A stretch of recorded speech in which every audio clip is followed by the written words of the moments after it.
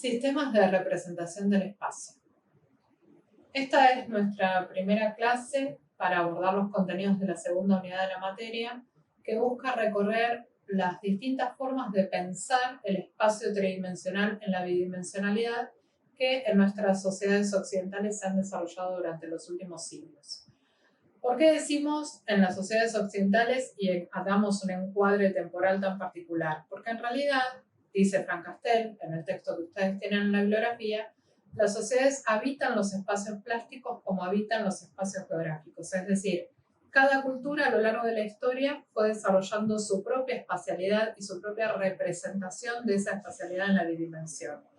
En la primera unidad nosotros vimos cómo la arquitectura manifiesta significados existenciales de una cultura, es decir, cómo las distintas sociedades, de acuerdo con su modo de pensar, han ido desarrollando distintas tipologías que han puesto en construcción en la espacialidad tridimensional. Lo que vamos a ver en esta unidad es cómo las mismas sociedades quizás desarrollaron distintas formas de representar ese espacio a la hora de figurarlo en la bidimensión. Y cómo, de algún modo, definir ese tipo de espacialidad también termina de consolidar una determinada visión de mundo. Si ustedes buscan el texto de Frank Castell, que habla justamente de la construcción del espacio plástico y luego de la destrucción, lo que van a conocer es la perspectiva que él construye desde una sociología del arte en donde considera el entorno sociocultural y plantea que la transformación de las distintas concepciones espaciales que se fueron dando a lo largo de los últimos siglos son consecuencia de las distintas visiones de mundo que cada una de esas configuraciones espaciales expresa. De este modo, él plantea que la Edad Media tiene un espacio compartimentado que en el Renacimiento se transforma en un espacio escenográfico. ¿A qué obedece la diferencia? A que lo que varía es la visión de mundo, ¿sí? Los artistas en el Renacimiento están dando cuenta de un mundo que cambió porque lo que hizo fue dejar de considerar una visión centrada en lo religioso, no porque en el Renacimiento no hubiera pintura religiosa, sino porque habían cambiado los intereses y también los comitentes, es decir, las personas que encargaban las obras. En la Edad Media el principal comitente es la Iglesia y por lo tanto aquel paradigma que se expresa en las obras de arte medievales es en general el que se corresponde con la visión cristiana, ¿sí?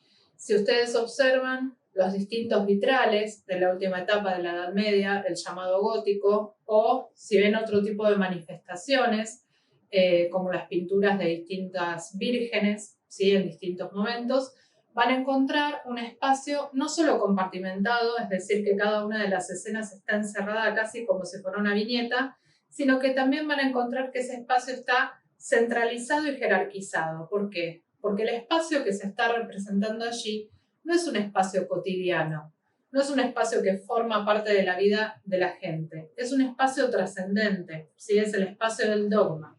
De hecho, la representación de las distintas figuras religiosas, la representación de la Virgen, de Jesús, están estabilizadas mediante los distintos concilios que fueron definiendo que esa Virgen tenía que ser representada siempre como una mujer joven, con un manto azul, excepto en el momento de representar los descendimientos, en que es mostrada como una mujer mayor vestida de negro, que la figura de Jesús tenía que ser caucásica, es decir, que tenía que ser retratado como un hombre joven de piel blanca, ¿sí? Renunciando a su origen étnico histórico, por decirlo de alguna manera. ¿Se entiende?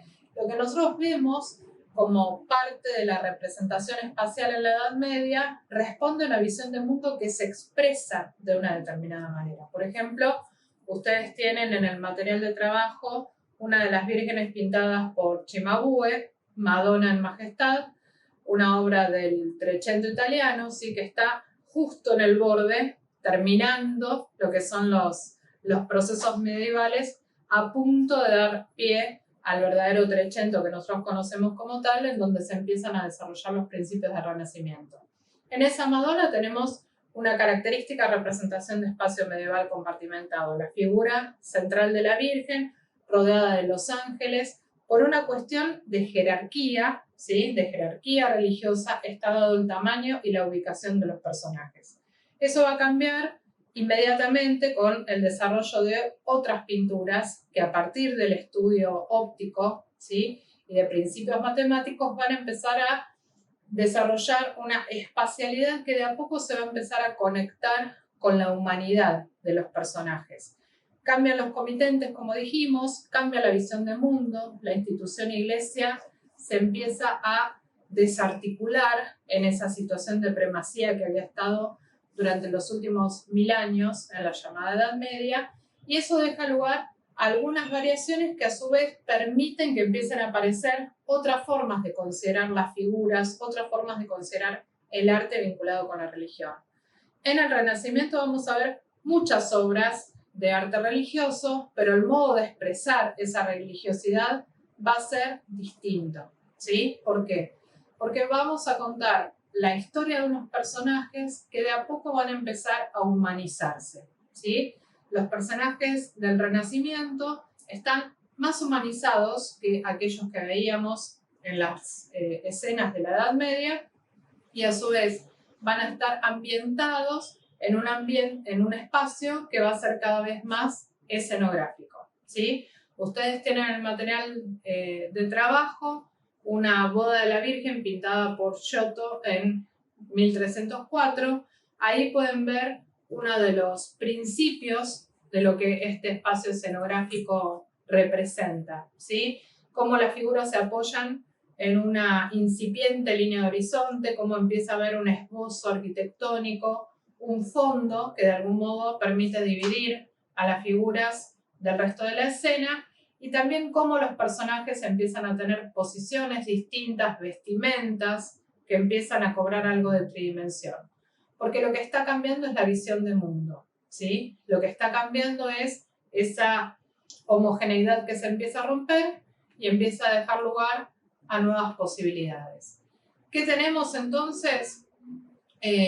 Artistas en el Renacimiento que empiezan a construir esta idea de ilusión, ¿sí? De la que ya hemos hablado. Los principios del arte del Renacimiento están basados en la ilusión, en la mímesis, en la referencialidad, en la naturalidad que se busca que tengan los personajes respecto del mundo de lo cotidiano.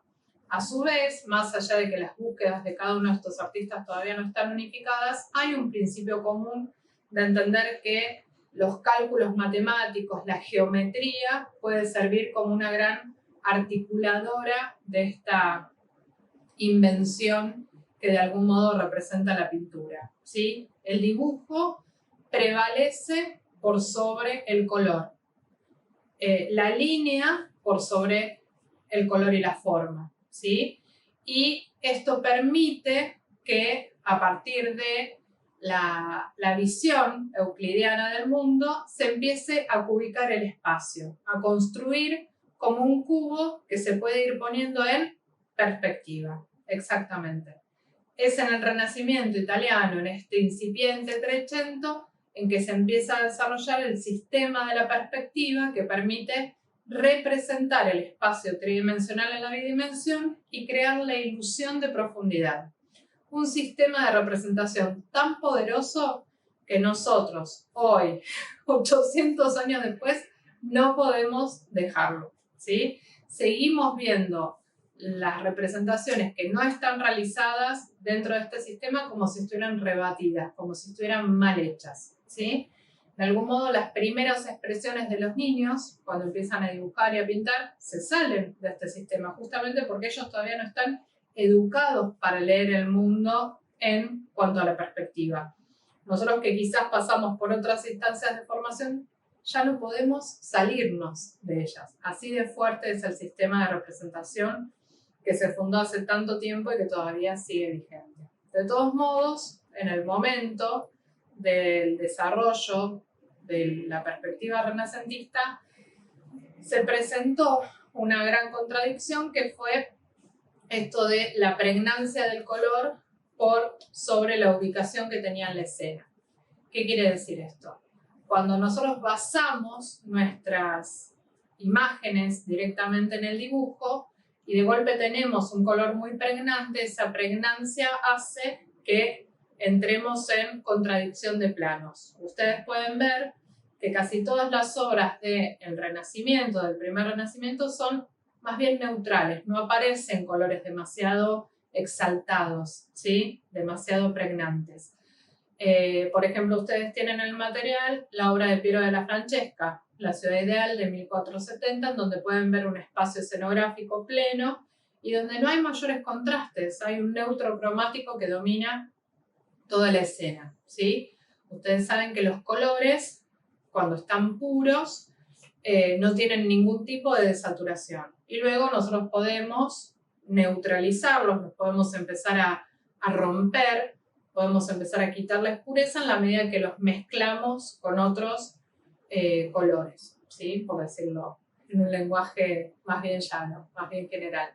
Nosotros podemos desaturar el color al blanco, al gris o al negro, y también podemos desaturarlo por mezclarlo con su opuesto por el vértice en el círculo cromático. En ese caso se dice que lo vamos quebrando. Si yo mezclo el amarillo con violeta, obtengo un neutro cromático quebrado, ¿sí? Y luego, si yo desaturo el color porque lo mezclo con blanco, con gris o con negro, lo estoy desaturando al tinte, al tono o al matiz, ¿sí? Se utilizan mucho las desaturaciones al tinte y al tono, y se utilizan mucho los colores quebrados en este momento, en este primer Renacimiento, para lograr apaciguar la fuerza de los colores. Pero es en el manierismo, a finales del Renacimiento, cuando ya se empiezan a consolidar los estilos de algunos artistas en particular, en que se empieza a resolver el problema de la contradicción entre la forma y el color. Una de las herramientas es el claroscuro, ¿sí? El claroscuro permite resolver la contradicción, esta tensión que decimos que se puede dar entre la trama lineal y el sistema del color. Uno de los grandes representantes del uso del claroscuro en el manierismo es el propio Leonardo da Vinci. Ustedes tienen el ejemplo de La Virgen de las Rocas, una obra de 1483, en donde podemos ver cómo la pregnancia del color es neutralizada a través de los distintos quiebres y las distintas desaturaciones que devuelven el equilibrio a la obra. Si ustedes miran las tres obras de un mismo género, una del Renacimiento, una del manierismo y una del barroco, van a ver que lo espacial no se ve transformado, ¿sí? Al menos no en términos generales. Sigue estando presente, diría Frank Castella, el recurso de lo escenográfico, sigue estando lo mimético, sigue estando lo referencial. Digamos, se busca esta especie de naturalidad en relación con la realidad cotidiana, pero lo que sí varía, y ustedes que son de audiovisuales lo van a valorar, varía la luz, ¿sí? Y varía el tipo de encuadre. En el Renacimiento la iluminación es diáfana. El Renacimiento es un movimiento descriptivo, ¿sí? Que busca mostrar, ¿sí? Casi podríamos decir con fidelidad a unos personajes que recién ahora se empiezan a manifestar por primera vez humanos. En el manierismo lo que se pone en juego es la maniera del artista, el estilo de cada artista en particular. Entonces cada uno exagera aquello que lo hace particular. Ustedes tienen el ejemplo de el Parmigianino, una virgen de cuello largo que parece tener el doble de cervicales que cualquier otra persona. O pueden ver obras de Miguel Ángel en la Capilla Sistina, en que los personajes tienen tantos músculos que parecen casi una nube tormentosa, ¿sí?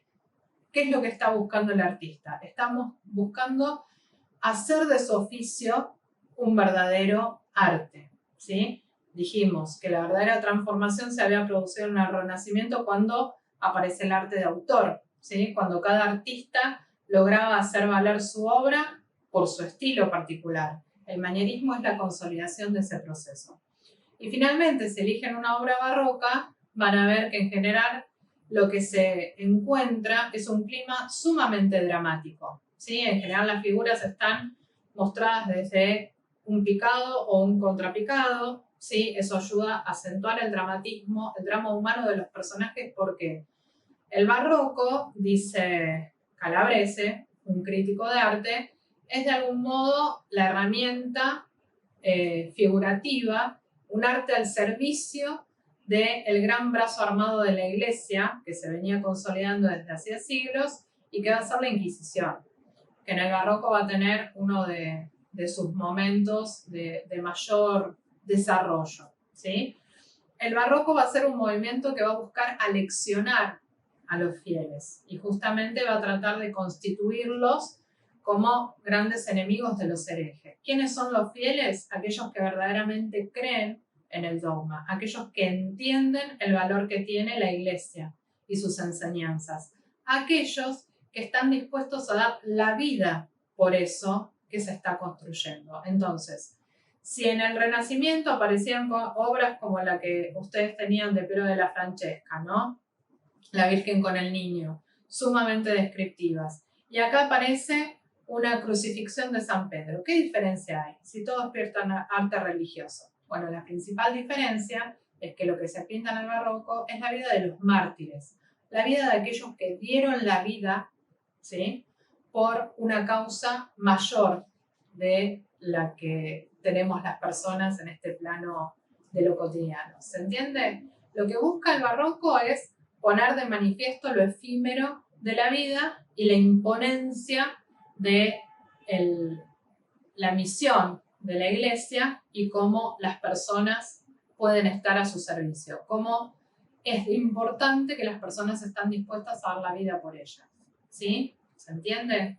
Entonces, si ustedes comparan una obra renacentista, manierista y una barroca, las diferencias que van a encontrar no son espaciales, son de tratamiento, son de clima, son de encuadre, pero la espacialidad va a seguir siendo escenográfica.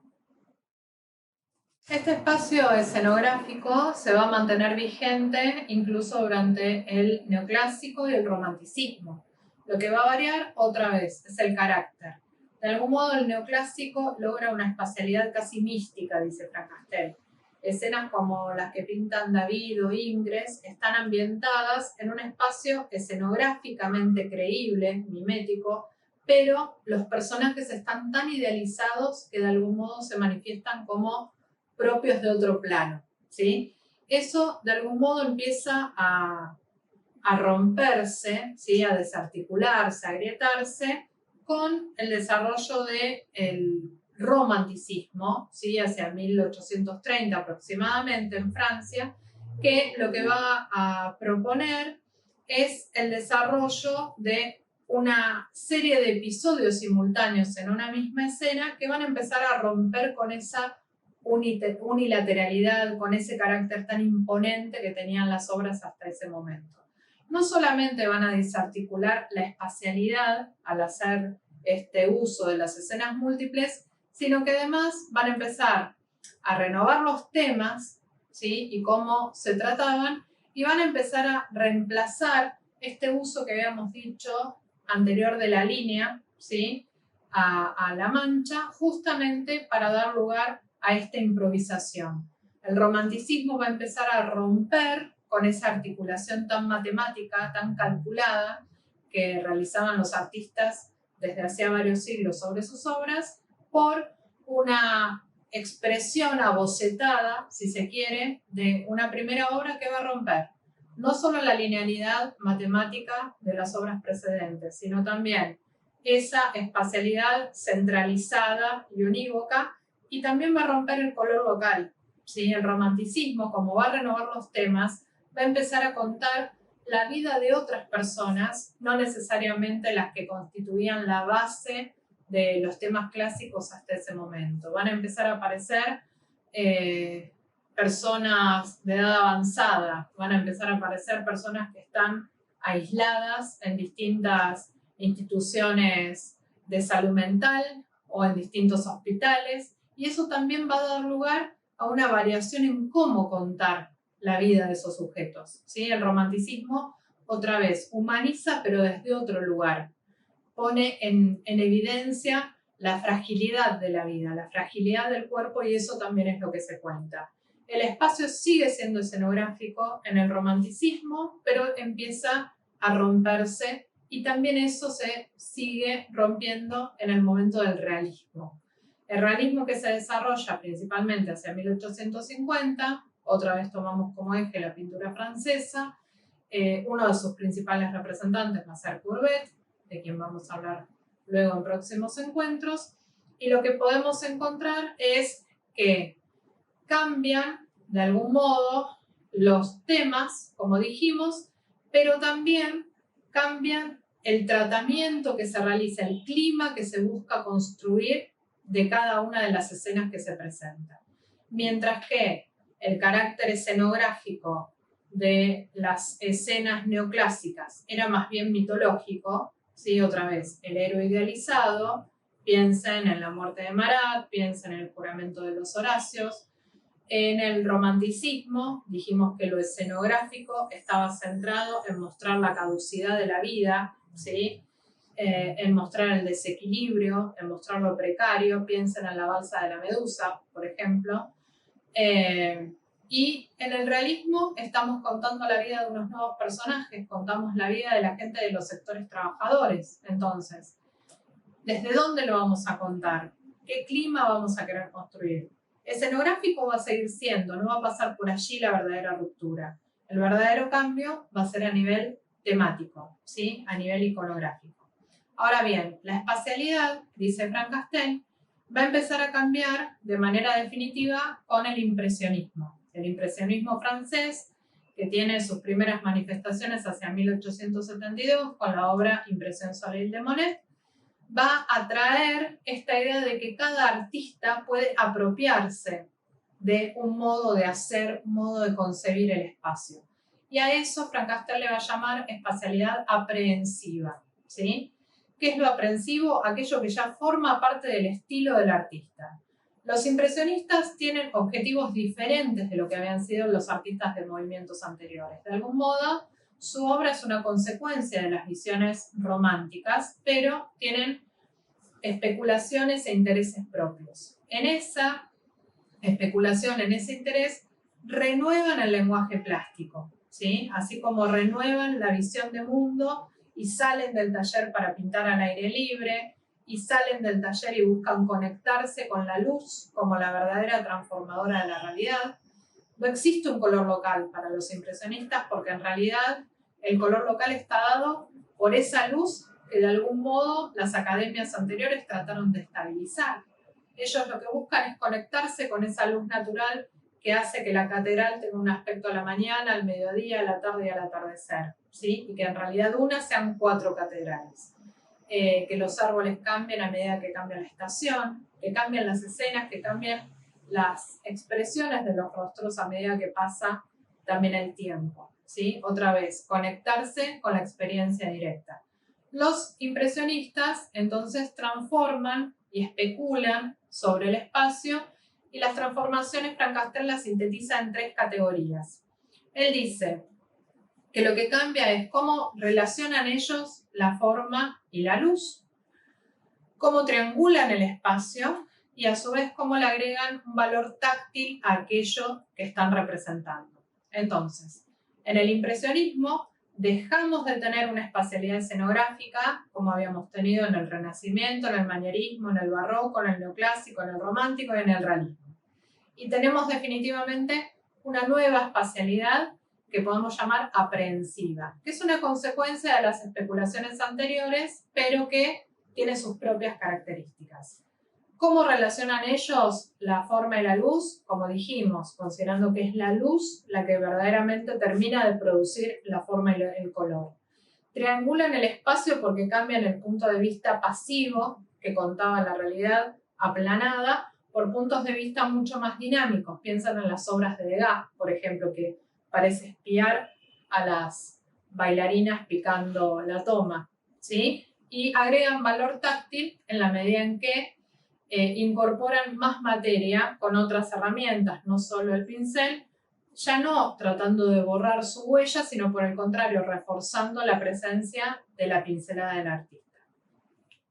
Como ejemplo de todas estas transformaciones, ustedes tienen en el material de trabajo obras como El Pífano de Monet, donde pueden ver de qué modo se plantea este borramiento, digamos, de la espacialidad tradicional que está prácticamente insinuada por la sombra del personaje, o en el caso de la obra del Boulevard de los Capuchinos o el Boulevard Montmartre, en donde pinta desde un punto de vista lejano al espectador, casi picando el encuadre, dos escenas callejeras en las que los personajes y los detalles prácticamente se desvanecen.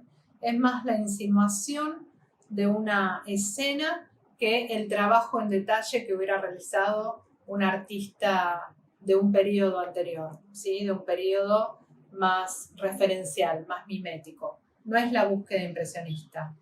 En el caso de los expresionistas, ustedes tienen artistas como Van Gogh, que en muchos de sus trabajos reinterpreta algunas estampas japonesas, una práctica muy habitual entre los artistas de ese entonces. Ustedes tienen algunas referencias al monte Fuji de Hokusai o algunos puentes de Hiroshige, ¿sí? Que son representados, reinterpretados, y de algún modo el tratamiento de esas figuras aparece referenciado en las obras de estos artistas europeos.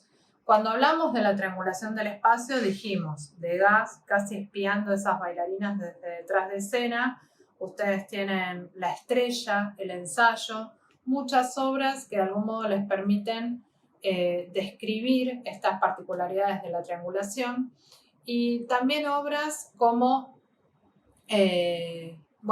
La cantante, ¿sí? Que en lugar de estar picada está contrapicada, ¿no? Estamos viendo a la artista prácticamente desde el mismo público, ¿sí? Somos parte del público que la está contemplando en el medio del teatro. Y si ustedes se fijan en esa imagen en particular, van a tener al lado del rostro de la mujer, compitiendo casi con ese rostro, una mano infundada en un guante negro.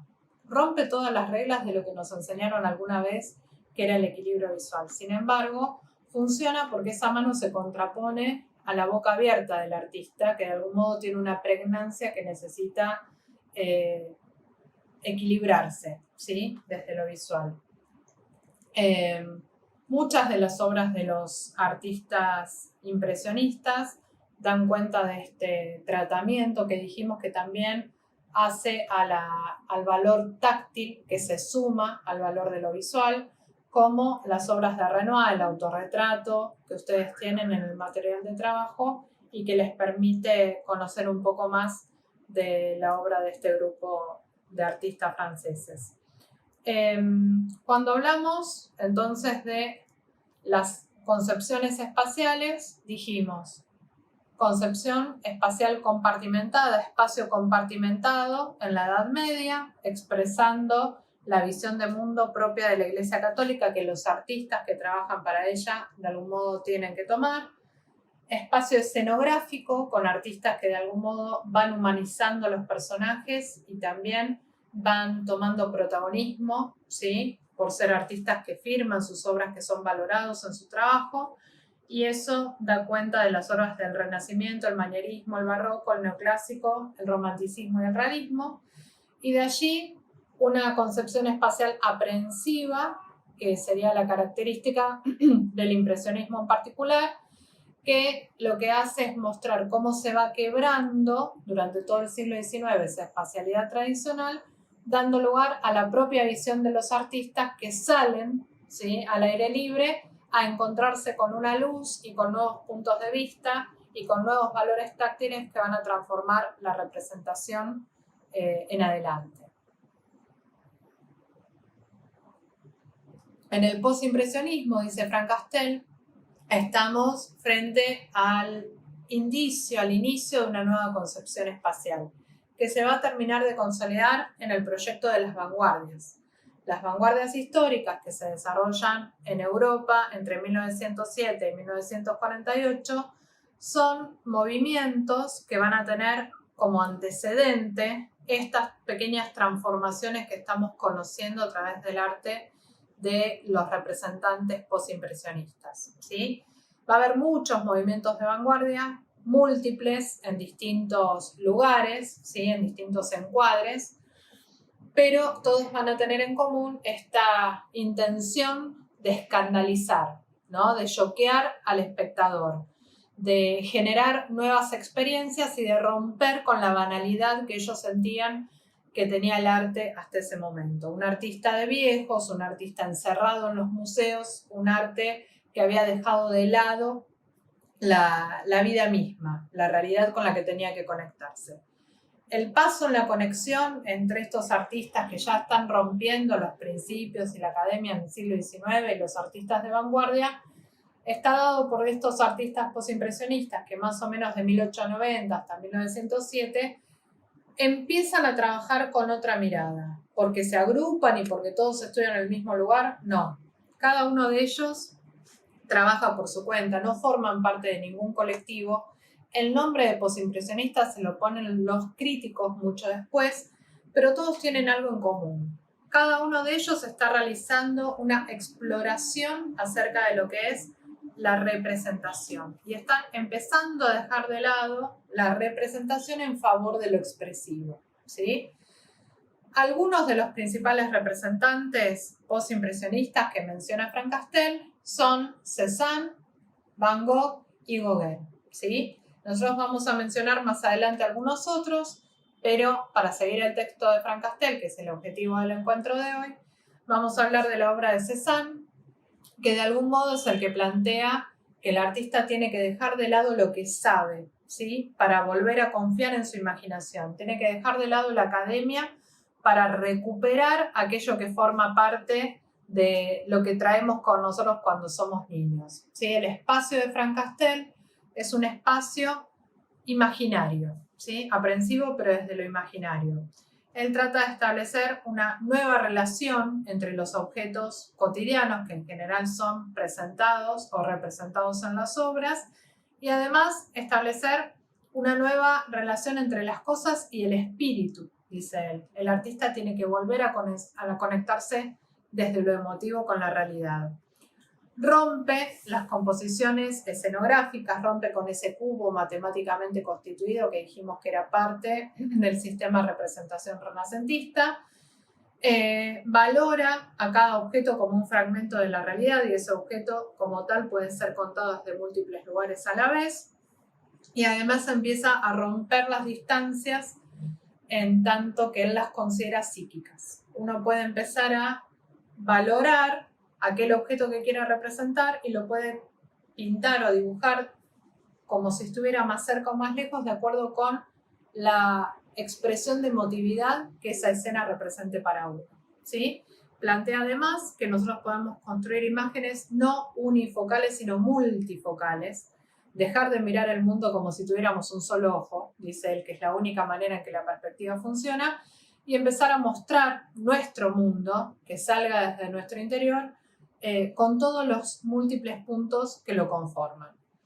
Por otro lado está la obra de Van Gogh, que de algún modo expresa una espacialidad mental o sentimental.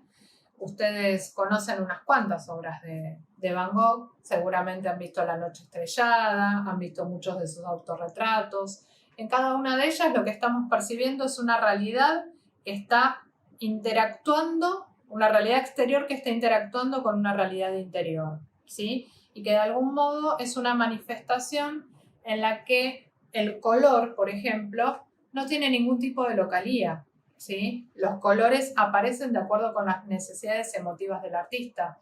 Lo mismo nos ocurre con la obra de Gauguin, ¿sí? Que lo que busca no es ser una ventana al mundo como eran las obras renacentistas, sino funcionar como un verdadero bastidor, como un verdadero recuadre en donde aparece una realidad que si no fuera por el artista no existiría, ¿sí? Obras de Cézanne con las que ustedes pueden trabajar, ejemplos que pueden tomar para dar cuenta de este proceso, tienen las distintas escenas del Monte Santa Victoria, ¿sí? El Mont Saint-Victoire, Cézanne lo fue pintando en distintos grados de abstracción, desprendiéndose cada vez más de esas obligaciones de referencialidad o representación que tenían los artistas, dijimos, ligados a otras formas de representación del espacio. Mencionamos la noche estrellada de Van Gogh y también tienen La silla para ver cómo de a poco se fue rompiendo ese espacio cubicado al que empiezan a renunciar estos artistas. Tienen mencionado El espíritu de los muertos vigila de Gauguin, donde podemos contemplar una figura recostada sobre un lecho y cómo esa figura está recortada casi como si estuviera enmarcada, ¿sí? Como si tuviera una línea de contorno. De algún modo, dando cuenta que lo que está allí es una representación gráfica. No hay mayor ilusión que la ilusión de la figuración, dicen los postimpresionistas. La obra de Seurat tiene un camino distinto. Seurat es un artista puntillista, ¿sí? Que lo que hace es deconstruir completamente no solo la forma, sino también el color, y lo que encontramos son piezas en las que cada uno de los colores está formado no por una pincelada, sino por múltiples pequeñas pinceladas, casi píxeles podríamos decir hoy, en los que el color se compone por la combinación de colores primarios, ¿sí? Los verdes son pequeñas manchas de amarillo y azul y así.